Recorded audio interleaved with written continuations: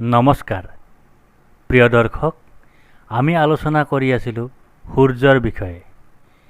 কাশ্যপ ঋষিৰ ঔৰসত আৰু মাতা অদিতিৰ গৰ্ভত জন্ম লাভ কৰি সূৰ্যই আদিত্য নাম লাভ কৰিছিল।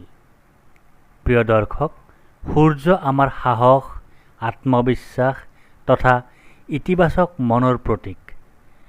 জন্মকুণ্ডলীত সূৰ্য অশুভ হ'লে জাতকৰ মনত তিলমাত্ৰও আত্মবিশ্বাস নাথাকে।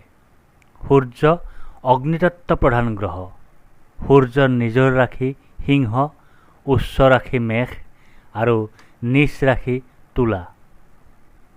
প্ৰিয় দৰ্শক, জন্মকুণ্ডলীত সূৰ্য অশুভ হ'লে জাতকৰ ৰোগ প্ৰতিৰোধ ক্ষমতা কমি যায়, মূৰৰ চুলি কমি যায়।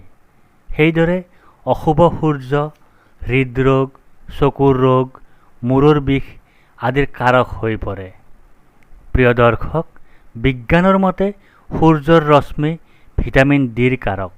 সেইদৰে জ্যোতিষশাস্ত্ৰৰ মতে সূৰ্য অশুভ হ'লে শৰীৰৰ হাড়ৰ গঠন দুৰ্বল হয়।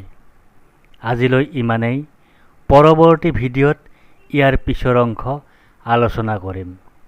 প্ৰিয় দৰ্শক, আমাৰ চেনেলত আজিৰ পৰা আৰম্ভ কৰিবলৈ লৈছোঁ এক নতুন বিষয়, দৈনিক ৰাশিফল।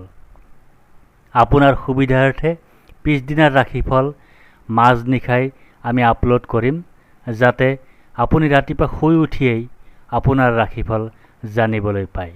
ধন্যবাদ।